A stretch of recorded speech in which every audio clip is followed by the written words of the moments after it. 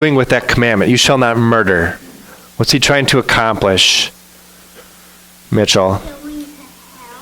That's a good one, right? We don't want to go to hell.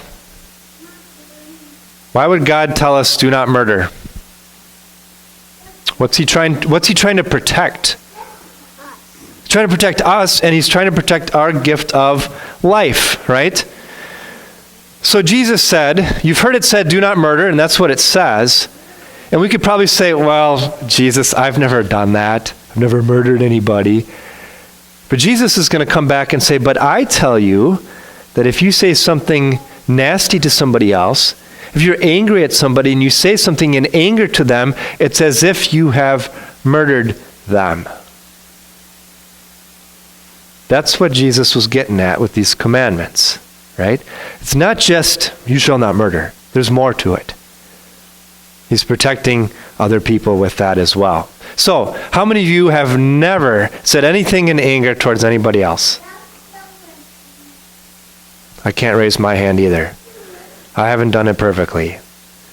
But do you know who has? Who has kept all of these commandments perfectly? Even Henry. Even when they were nailing him to the cross, did he say anything angry to those people?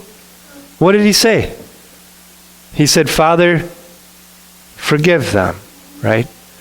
So Jesus kept this commandment, and he kept it perfectly, and he did it for you and for me. So now when he says, do not murder, what he wants to do is for us to find ways to love our neighbor now, right? When people make us angry or they offend us, Jesus has set us free from that sin so we can love them and forgive them just as Jesus loved and forgave us. And that's what's called practicing self-control.